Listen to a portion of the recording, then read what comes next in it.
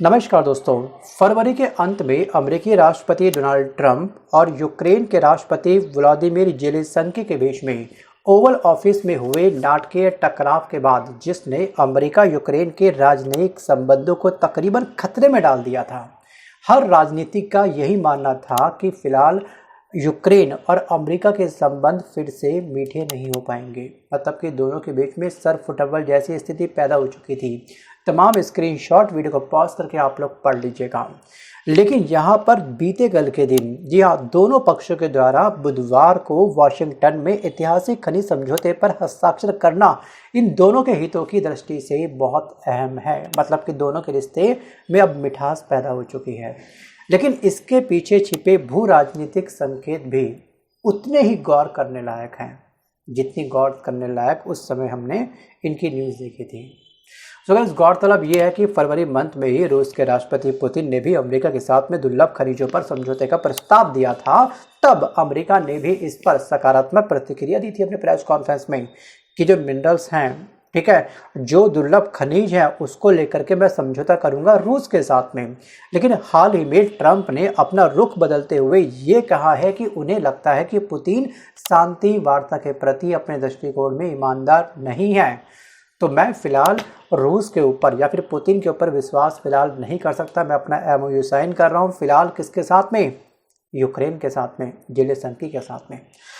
So guys, अब आप सभी जानते हैं कि रूस और यूक्रेन के बीच में एक लंबे समय से युद्ध चल रहा है। जी हाँ, रूस ने 24 फरवरी 2022 को यूक्रेन पर हमला किया था और युद्ध अब तक जारी है। और यहाँ पर रविवार यानी कि लास्ट ईयर का जो फर्स्ट वीक था रविवार वाला, उस समय इस युद्ध को 3 साल पूरे हो चुके थे।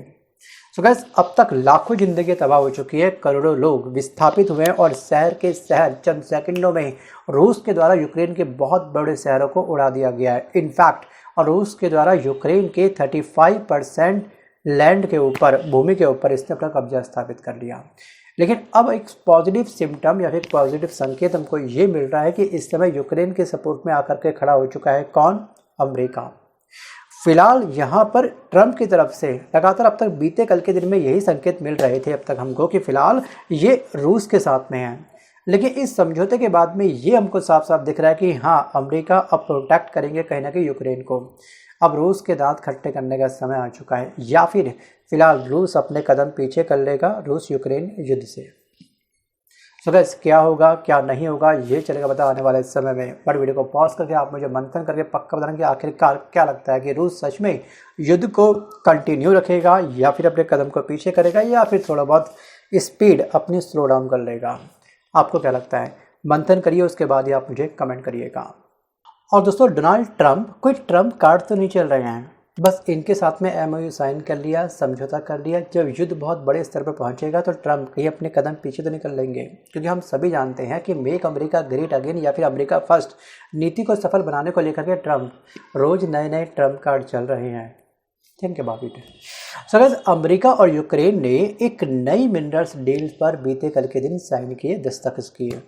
अब जिसके तहत अमेरिका अब यूक्रेन की दुर्लभ खनिज संपदा, जिसे हम बोलते हैं रेयर अर्थ, और तेल गैस के भंडारों में अपना निवेश करेगा।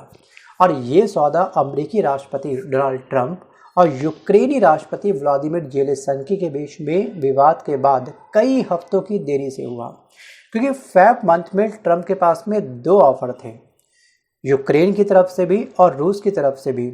लेकिन फरवरी मंथ में जब यूक्रेन के साथ में ट्रंप की बातचीत हुई थी, मतलब कि ज़ेलेंस्की के साथ में जब बातचीत हुई थी, वो बहुत ही जल्द बहस में तब्दील हो गई थी। फिर हमको ये लगा था कि यहाँ पर जो मिनरल्स डील्स होगी वो होगी रूस के साथ। लेकिन अचानक से बीते कल के दिन ट्रंप ने यू टर्न कर लिया।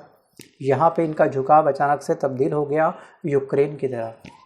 अब यहाँ पर इस डील से यूक्रेन को सैन्य सुरक्षा नहीं बल्कि आर्थिक निवेश मिलेगा और अमेरिका को यूक्रेन में एक रणनीतिक पैठ प्राप्त होगी।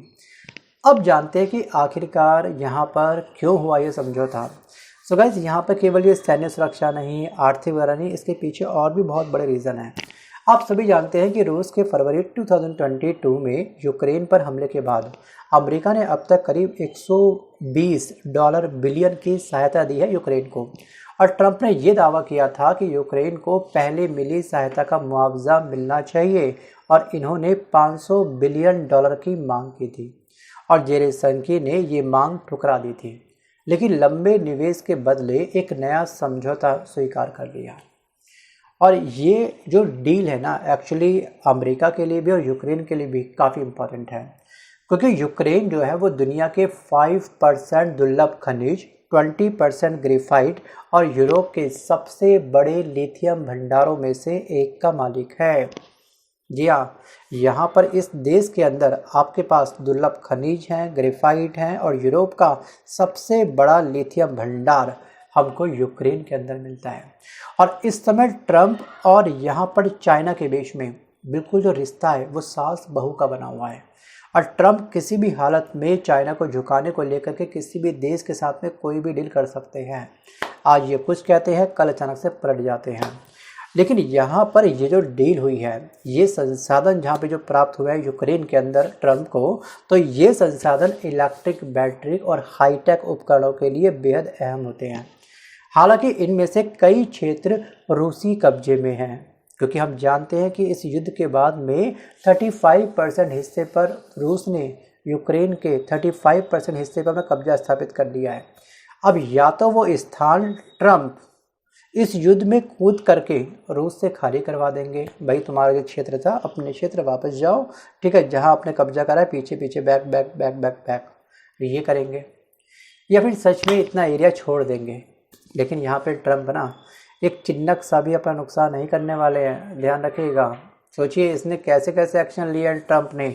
USAID की फंडिंग को शट डाउन कर देना, WHO में देने वाला अनुदान को शट डाउन कर देना, उसके अलावा EB-5 वीज़ा की जगह पे ये लेके आ चुके हैं अपने देश के अंदर गोल्ड कार्ड। 40 करोड़ रुपए का इन्वेस्टमेंट करो अमेरिका के अंदर, मैं तुमको रहने की परमिशन दूंगा।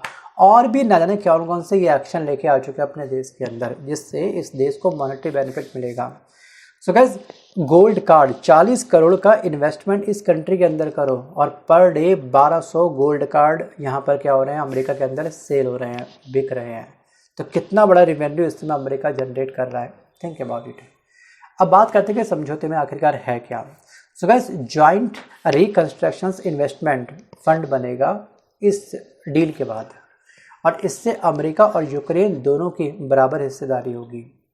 अब पहले 10 साल तक सारा निवेश यूक्रेन की खनिज, तेल, गैस और प्रोसेसिंग, ठीक है, इंफ्रास्ट्रक्चर पर ही होगा, क्योंकि यहाँ पर कहीं ना कहीं दोस्तों रिफाइनरी में एक बहुत बड़ा पैसा खर्च होता है, क्योंकि जो चाइना के पास में ना रिफाइनरी प्लांट बहुत हैवी लगे हुए हैं। इनफैक्ट अदर कंट्री वाले भी अपने मिनरल्स को, ठीक है, रिफाइन करने के लिए चाइना भेजते हैं और पूरे वर्ल्ड के अंदर चाइना एकमात्र ऐसी कंट्री है जिसके पास रिफाइनरी प्लांट बहुत ही बड़े बड़े लगे हुए हैं। लेकिन अब तक क्या था, यहाँ पर ट्रंप ने अभी कुछ दिन पहले कहा था कि मैं अपने देश को सशक्त बनाने को लेकर के अपने रिफाइनरी प्लांट खुद स्थापित करूँगा। सो गाइस, अब यहाँ पर इस डील के बाद में एक पॉजिटिव मैसेज ये भी जाता है कि बहुत ही जल्द रिफाइनरी प्लांट भले अमेरिका के अंदर स्थापित ना हो, यूक्रेन के अंदर स्थापित हो जाएं, कोई दिक्कत नहीं। अब फंड के मुनाफे का इस्तेमाल केवल यूक्रेन में ही किया जाएगा और अमेरिका की ओर से दी गई नई सैन्य मदद को इस फंड में उसका योगदान माना जाएगा और US को यूक्रेन की जमीन, संसाधनों पर सीधा अधिकार नहीं होगा। ये इस डील में कहा गया है, वरना क्या होगा, डील कर दी जैसे हमारे साथ हुआ था भारत के साथ में। हमने केवल अंग्रेज़ों को अपने देश के अंदर व्यापार करने का अधिकार दिया था और हौले हौले करके उनकी हिम्मत बढ़ गई कि हम उनके गुलाम बन गए। तो ऐसा इस डील में नहीं है, ठीक है। ध्यान रखिएगा कि US को यूक्रेन की ज़मीन, संसाधनों पर सीधा अधिकार नहीं मिलेगा, मेन अधिकार यूक्रेन के राष्ट्रपति के पास ही होगा। सो गाइस, आज के इस वीडियो में बस कर इतना ही। अब आपको क्या लगता है, सच में आने वाले समय में यूक्रेन और रूस के बीच का युद्ध समाप्त हो जाएगा, या फिर दोस्तों आने वाले समय में ट्रंप इस युद्ध के बीच में कूद करके जिस क्षेत्र पर रूस ने कब्जा किया है यूक्रेन के, उन सबको वो खाली करवाएगा और यहाँ पर प्राप्त होने वाले रेयर अर्थ पर, ठीक है, उनकी माइनिंग करवाएगा, या फिर आने वाले समय में ट्रंप यूक्रेन को अपने देश का 51वां राज्य बना देंगे, क्योंकि 51वां राज्य बनाने की ट्रंप को बहुत जल्दी है ना। आपको याद होगा किस तरह से ये ग्रीनलैंड को बोलते हैं कि मैं आपको 11वां राज्य आपका बना दूंगा। कभी कभी बोलते हैं कनाडा को भी कि मैं इसको अपना 51वां राज्य बनाना चाहता हूँ। फिर ट्रंप की ये कोई बहुत बड़ी चाल तो नहीं है। अपना 51वां राज्य नए राज्य को जन्म देने की। Think about it. धन्यवाद।